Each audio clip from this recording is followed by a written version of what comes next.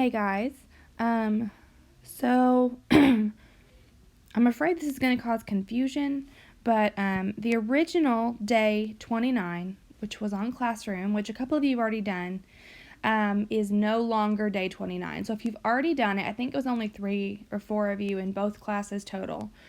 If you've already done it, it will be extra credit. You're going to get credit for the work that you did, but it's not going to count towards your regular credit, okay? This was originally, as you can see, day 31, and I've just moved it. So if you've already worked through the end of that last packet, which if you did, you're going to get lots of extra credit. I'm not giving you anything you haven't done yet. This is still part of that. I've just moved it around since our last day is Friday. Our last day is day 32. So, yeah. If you've worked through the end, don't worry about it. You're still going to get credit. I haven't added anything. I've just taken a lot out. And if you did that stuff I took out, you'll get extra credit. But today, Tuesday, what is the date? Would help to know that. April 28th is day 29. Okay? So we're going to read the next selection of the Odyssey. Initially, I had you pause in between these two sections to do some enrichment activities about epic simile, about, I can't remember now, but there were other things that you were going to do with this, okay? But instead, we're going to push through so I can get you through to the end of the Odyssey so that you can say that you've read it going into your sophomore year, because this is one of those texts that your teachers are going to expect you to have read. They're going to expect you to be able to talk about it and reference it. So we're going to get you through to the end of that. So this is part 2. In the original Odyssey, like I said, there are multiple books. There are like 12 books, maybe 16. I can't remember offhand. We just have selections. So this is the second part. So these today and the next 3 days, so there are 4 more sections that we're going to read, are the second part in our textbook. So let's get started. The Return of Odysseus. So this is where we would, in class, review and anticipate. Those of you who are answering questions on paper, here's your first question. I'm going to read this whole section to you. In part 1 of the Odyssey, Odysseus and his companions face many perils or dangers on their voyage from Troy to Ithaca. At some moments, they are tempted to forsake their voyage. At others, their lives are endangered by powerful enemies. Ultimately, Odysseus's men bring about their own destruction at the hand of Zeus when they kill the cattle belonging to Helios. So this is what we read for yesterday's assignment on Monday, the 27th.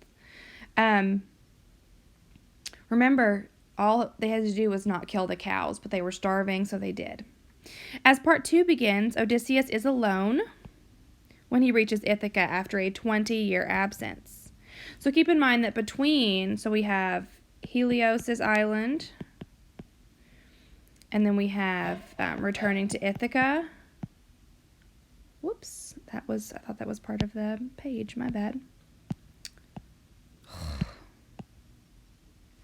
One day I'll be able to do this. Ithaca. And in this part, he is with Calypso, and he says at the end, who received me and loved me for 7 years. So he's with her for 7 years, and the only way he gets away is that Hermes, the messenger god, comes down and convinces her to basically release him. She basically makes him agree to stay with her, and he does because he's tired and lonely, and he's kind of given up after losing every man he has. He stays with her for 7 years. Hermes convinces her to release him, and then convinces Odysseus to want to leave. So now it's been 20 years since he left Ithaca for Troy, and he's coming back. What do you predict will happen when Odysseus arrives home? So take a moment, think about that. If you're doing this on paper, this is your first question to answer. And if you're meeting for the live session tonight, it's hard to predict because I'm going to read it to you now, but we will talk about what predictions you may have had, okay? Okay, 20 years gone, and I am back again. So this title's interesting because it's a quote. Not really important, just think it's kind of interesting. Odysseus has finished telling his story to the Phaeacians. Remember, the whole thing begins with him talking to the king of the Phaeacians saying, "Can I have a boat?" And he says, "Yeah, but first tell me about your adventure." So the whole Odyssey up to this point is him telling the story. The next day, young Phaeacian noblemen conduct him home by ship. He arrives in Ithaca after an absence of 20 years. The goddess Athena appears and informs him of the situation at home. Numerous suitors, so these are young men, believing Odysseus to be dead, have been continually seeking the hand of his wife Penelope in marriage, while overrunning Odysseus's palace and enjoying themselves at Penelope's expense. So keep in mind this idea of hospitality. Almost forgot the word. Hospitality. And everywhere they've gone, it's been a measure of hospitality. Like when they went to Helios's island, they were trying to be hospitable by not eating his cows, and then they did, so they all died. With the Cyclops, they expected him to give them rations and provisions, but instead he ate them. So this idea of what is hospitable, how do you greet guests, how are you a good host? So they are there, these suitors, these young men, are trying to get Penelope to marry them, because if they do, they'll become king. And it says they're overrunning the palace and enjoying themselves at Penelope's expense. So I would imagine they've moved in, they're eating all the food, they're probably enjoying all of the,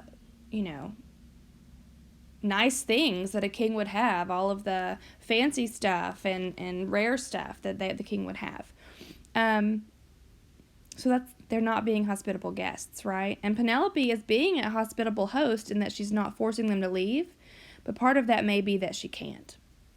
Okay.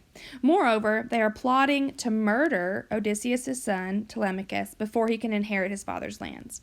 Telemachus, who like Penelope still hopes for his father's return, has journeyed to Pylos and Sparta, Greek cities, to learn what he can about his father's fate. Athena disguises Odysseus as a beggar. So keep in mind he's a king and he's been disguised as a beggar, and directs him to the hut of Eumaeus, his old and faithful swineherd. So Eumaeus used to be the guy that took care of all of Odysseus's pigs and livestock.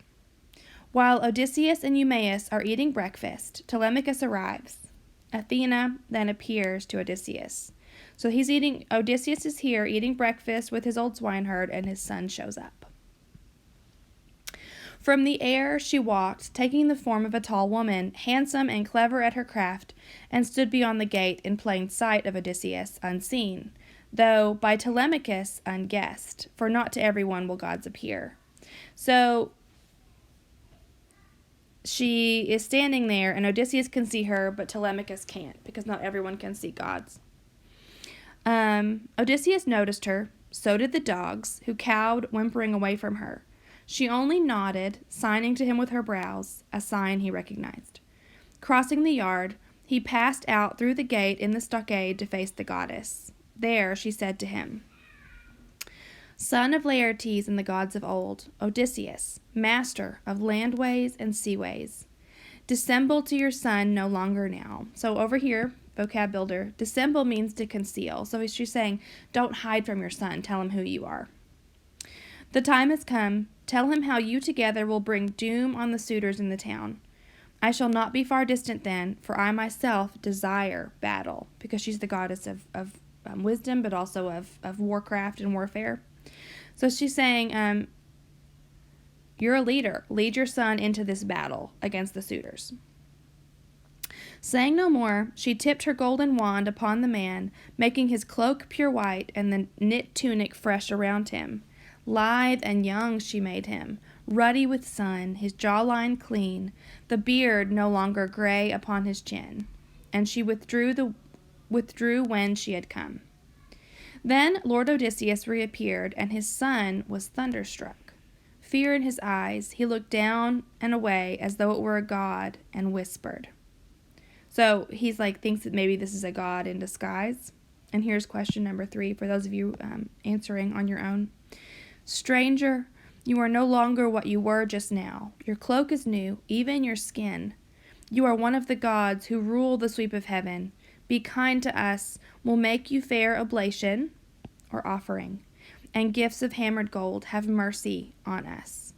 So Telemachus is a good guy, right? He knows that He's not prideful. He's not arrogant. He sees what he believes to be a god, and he's willing to honor that.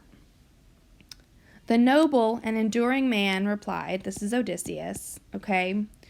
No, God. Why take me for a god? No, no. I am that father whom your boyhood lacked and suffered pain for lack of. I am he. So he's saying, I'm the dad that you never knew. Held back too long, the tears ran down his cheeks as he embraced his son. So here Odysseus is feeling a lot of emotion, right? He's emotionally reacting to his son. Only Telemachus, uncomprehending, wild with, I never say this word right, incredulity. He's incredulous, okay? He's unwilling to believe. Cried out, "You cannot be my father, Odysseus. Meddling spirits conceived this trick to twist the knife in me." So someone is trying to hurt me with this lie. "No man of woman born could work these wonders by his own craft, unless a god came into it with ease to turn him young or old at will.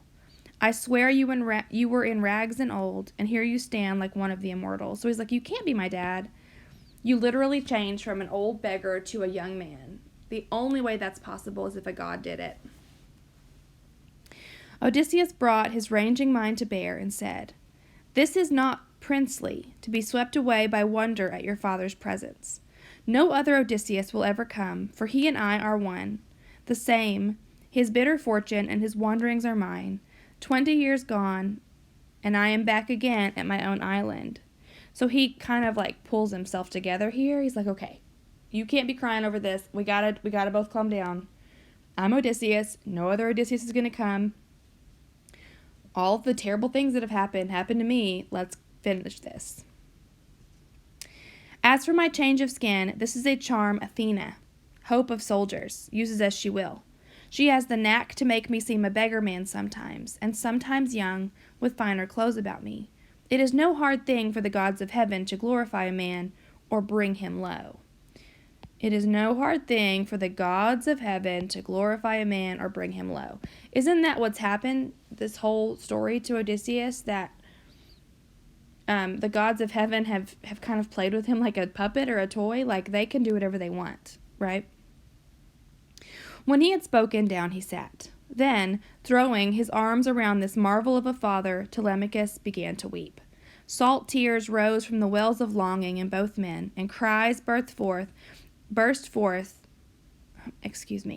and cries burst from both as keen and fluttering as those of the great taloned hawk, whose nestlings farmers take before they fly.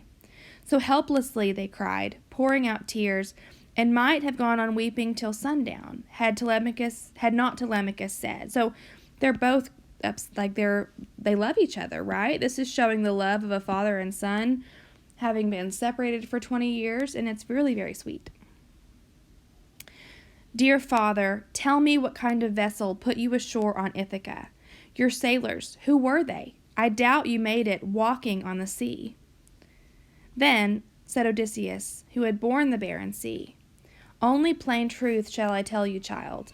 Great seafarers, the Phaeacians, gave me passage as they give other wanderers. By night over the open ocean, while I slept, they brought me in their cutter," which is a small, fast ship, and often it's carried. It's like a not really a rowboat, but it's like one of the little boats that are tied to the side of a larger boat. "Set me down on Ithaca with gifts of bronze and gold and stores of woven things. By the gods' will, these lie all hidden in a cave. I came to this wild place, directed by Athena, so that we might lay plans to kill our enemies. Count up the suitors for me. Let me know what men at arms there are, how many men. I must put all my mind to it, to see if we two by ourselves can take them on, or if we should look round for help." Here's question 4, if you're doing this on paper. Telemachus replied, "O father, all my life your fame as a fighting man has echoed in my ears, your skill with weapons and the tricks of war, but what you speak of is a staggering thing, beyond imagining for me.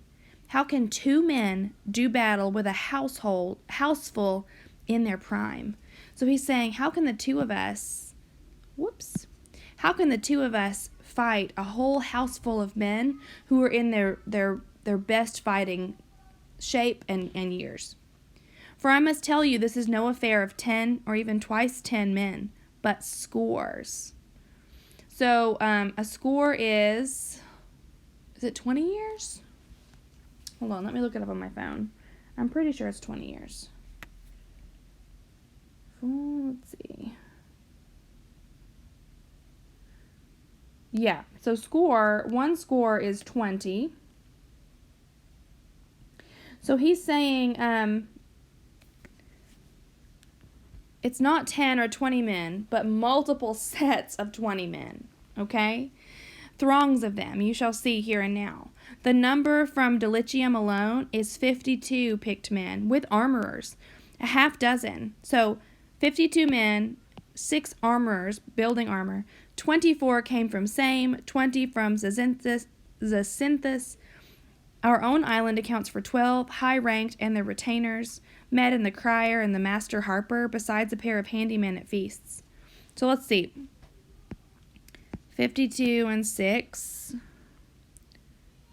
24 came from Same, 20 from Zacynthus, 12 from our own. So how many is that? 10, 11, 12, 13, 14. You guys are seeing me do math. 5, 6, 7, 8, 9, 10, 11. So it's over 100 men at least, right? I mean, my math may not be right, and he may not have mentioned all of them, but over 100. That's a lot of men for them to be able to fight. If we go in against all these, I pay, we fear, and salt blood for your vengeance. You must think hard if you would conjure up the fighting strength to take us through. Odysseus, who had endured the long war in the sea, answered, I'll tell you now. Suppose Athena's arm is over us, and Zeus her father's. Must I rack my brains for more? He's like, if we have Zeus and Athena on our side, we're good. Clear-headed Telemachus looked hard and said, Those two are great defenders, no one doubts it, but throned in the serene clouds overhead. Other affairs of men and gods they have to rule over. So Telemachus is like, true, but they're on Mount Olympus, and they're like busy with other stuff. They're not just here with us. And the hero, Odysseus, answered, Before long they will stand to right and left of us in combat, in the shouting when the test comes, our nerve against the suitors in my hall. Here is your part. At break of day tomorrow, in the morning, home with you, go mingle with our princes. The swineherd later on will take me down to the portside trail, a beggar by my looks, hand, dog, and old. If they make fun of me in my own courtyard, let your ribs cage up your springing heart, no matter what I suffer. So he's like, if they are rude to me, you gotta let it go. No matter if they pull me by the heels or practice shots at me to drive me out.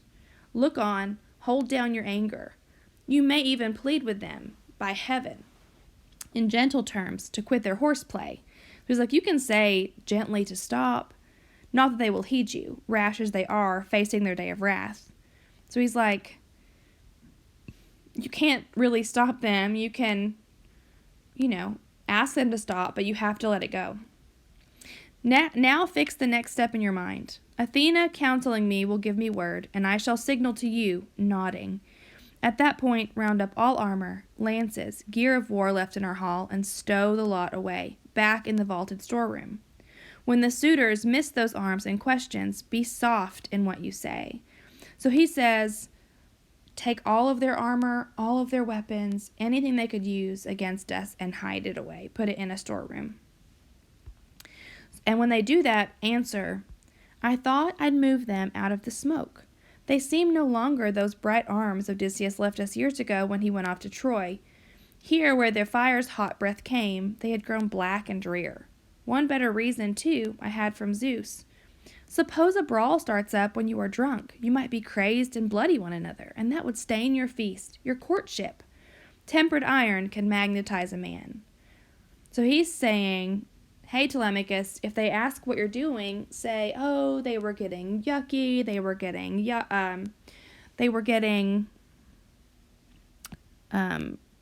like sooty and dreary. And also, what if you're drunk and you accidentally hurt one another? Then your courtship to my mother would be ruined. So I'm doing this for you. Okay? Say that, but put aside 2 broadswords and 2 spears for our own use. 2 oxhide shields nearby when we go into action. Pallas Athena and Zeus all provident. These are, now I can't think of the word. Earlier on, before we started reading, I had you guys create a name for yourself, and I'm drawing a blank on what that's called now. That's what this is, right? That's these little epithet. It's an epithet. They're descriptors, right? Pallas Athena is soldier Athena. Zeus, all provident. Zeus who gives us everything we need. We'll see you through bemusing our young friends. Bemusing is not amusing. It's not funny. It's stupefying, muddling, confusing our young friends. And here's question 5 if you need it. Now one thing more. If son of mine you are, and blood of mine, let no one hear Odysseus is about. Neither Laertes, nor the swineherd here, nor any slave, nor even Penelope. But you and I alone must learn how far the women are corrupted. We should know how to locate good men among our hands, the loyal and respectful, and the shirkers, who take you lightly as alone and young. So he's saying here, like, we need to figure out who's on our side, who's loyal, and who has been corrupted. Because all of the women, all the women that work for Penelope, all of the women who maybe work on, like, the servants, they're all kind of dating these suitors, having relations with these suitors. The young men, the servants there, may also have been corrupted. So he's saying we need to figure out who we can trust before we do anything. Okay? And their plan is, he's like, don't tell anybody. Don't tell them I'm here. He's not sure if he can trust Penelope, his father, the swineherd. He's not sure he can trust any of them. So he trusts Telemachus. He's like, let's do this together and we'll figure out who we can trust. Really quick. So Athena, here we're going to look at this cultural connection. Athena was the goddess of wisdom, skills, and warfare. When she helps Odysseus in this epic, it is not the first time that she offers assistance to a Greek hero.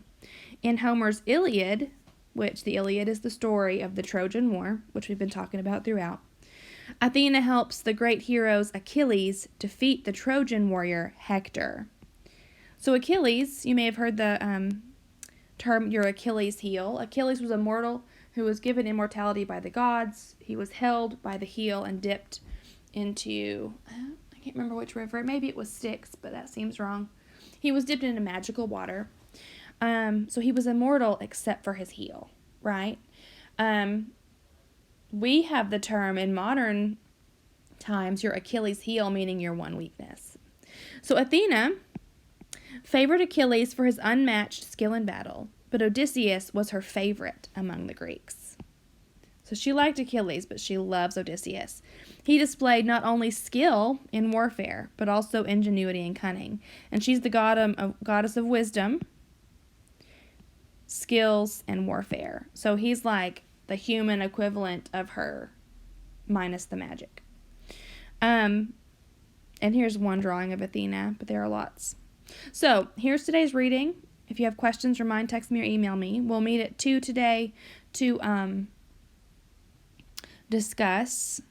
Remember, that's optional, but if you meet with me at 2, these questions that you're doing on paper, you don't have to do, okay? The conversation counts. And I do kind of look at the answers in the conversation, but as long as you're participating, you're going to get full credit, okay? So either do these, turn them in on Google Docs, or meet with me at 2 on Google Meet. Miss you guys. I hope you're enjoying the Odyssey. I always enjoy reading it, and I wish we could read it in person. But we can't. So this is the second best way to do it. I'll talk to you guys